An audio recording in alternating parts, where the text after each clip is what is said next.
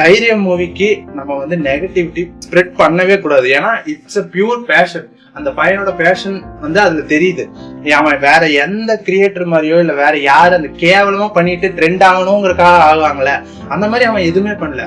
அவனுக்கு ஒரு படம் எடுக்கணுங்கிற ஒரு டைரக்டர் ஆகணும், இல்ல கதை எழுதணும், பிலிம் மேக்கர் ஆகணும் அப்படிங்கிற ஒரு ஆசை. அவன் ஒரு கதை எழுதுறான், ப்ராப்பரா அவன் கிட்ட இருக்கிற கேமரா வாங்கல, அவன் லைட்டிங் எதுவுமே யோசிக்கல. அவன் எனக்கு இது ஒரு ட்ரை பண்ணி பார்க்கணும் அப்படிங்கிற ஒரு ஆசையில அவன் பண்றான்.